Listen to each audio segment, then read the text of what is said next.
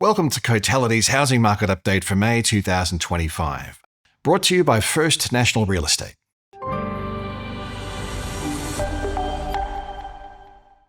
February's rate cut led to a clear improvement in housing market conditions, but that positive influence now seems to be losing some of its potency. After a 0.4% rise in March, the pace of gains slipped a little, back to 0.3% in April.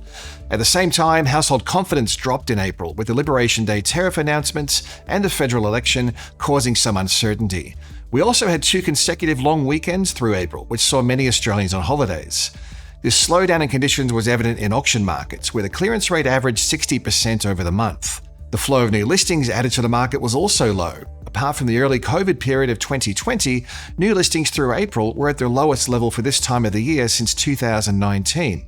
With further rate cuts expected as soon as May 20th and a level of certainty returning to the market following the federal election, we expect a further but modest growth level in housing values through 2025. The annual pace of growth provides a clearer view on how capital gain trends have evolved, with the 12-month change nationally slowing to 3.2% in April, the slowest annual rise since the 12 months ending August 2023. The loss in momentum reflects the persistent slowdown in value growth seen between mid-2024 and early 2025. Given the softer growth trajectory through last year, the annual pace of gains will continue to soften over the coming months, despite the positive movement in values since February. Although housing values are recording a broad-based rise, not every market is back to new record highs. In fact, across the capital cities, it's only the mid-sized capitals where home values are at their highest level on record. Sydney values remain 1.1% below the September 2024 high. Melbourne values are down 5.4% from the peak in 2022. Hobart is down 11.1%, while in Darwin and the ACT, values remain 2.7% and 6.4% below their all-time highs. From a rental perspective, rental growth has firmed, with the National Rental Index rising by 0.6% consistently over the past 3 months. Adjusting for seasonality, the pace of growth is milder, with rents rising 0.4% nationally in April.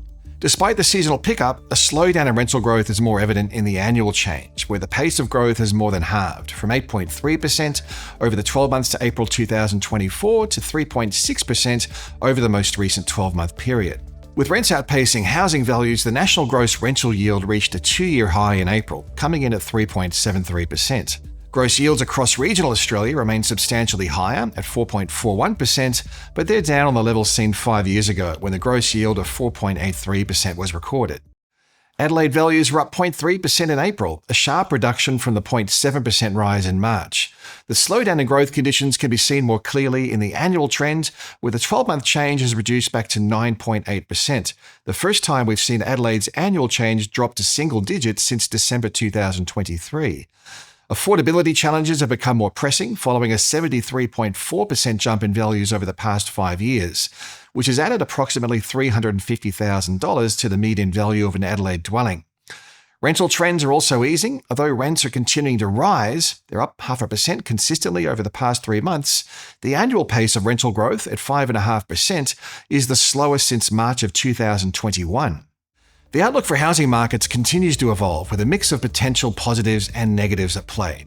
On one hand, we have the prospect of lower interest rates and stimulatory housing proposals from both Labor and the Coalition, which are expected to buoy demand. Also, a persistent undersupply of housing is likely to keep some upwards pressure on values. A gradual reduction in interest rates will support housing sector activity, but lower rates are also likely to embolden prospective sellers and support new housing supply. Previous research from Cotality shows that historically, it's been the upper quartile sectors of the market, especially in Sydney and Melbourne, which have been the most reactive to rate cuts. With Labor having won the federal election with an expansion of the 5% deposit guarantee, a key pillar of their platform, one thing seems certain is that first home buyers will see some further assistance to access home ownership, meaning first home buyers will comprise a larger share of the market as stimulus becomes available. The housing undersupply isn't getting any better, with commencements moving in the wrong direction. Building activity to December showed dwelling commencements were down 4.4% over the December quarter last year, holding 16.5% below the decade average. Additionally, the barriers for building more homes remain substantial, with construction costs rising a further 0.4% through the March quarter. On the downside is stretched housing affordability, a relatively cautious lending sector, normalizing population growth, and some uncertainty creeping into the measures of consumer sentiment and the outlook for economic growth. With housing values once again trending higher, housing affordability isn't improving. At the end of last year, the national dwelling value to household income ratio was on par with record levels, while home loan serviceability was also at an all-time high.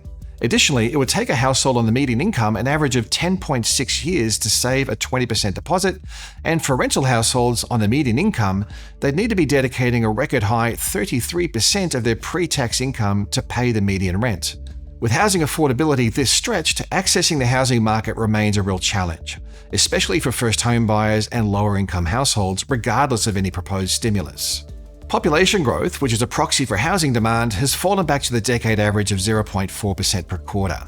Less population growth should help to take some heat away from housing value growth, but there's still a substantial undersupply that's accrued over the past few years. Consumer sentiment and the volume of home sales have shown a long-term relationship, which is unsurprising given the high commitment nature of buying and selling a home.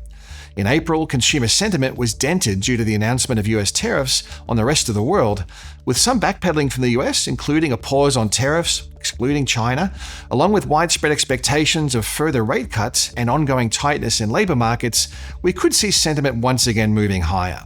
A further rise in sentiment would be a positive for the housing sector, helping to support high-commitment decision-making. Overall, housing values are expected to continue rising in the short term, albeit at a softer pace than in early 2024. The outlook is subject to change as global and domestic events unfold. However, April reinforced the idea that uncertain environments tend to weigh more heavily on sales and listings than on home values. This is underpinned by a strong lending environment, tight labor market conditions, and a persistently low level of mortgage arrears. With lower interest rates on the horizon and an ongoing trade war, there's plenty to keep an eye on through May. While the brand may have changed from CoreLogic to Cotality, we continue to publish Australia's leading housing market insights and metrics. For now, these are still available at the news and research pages of the CoreLogic website.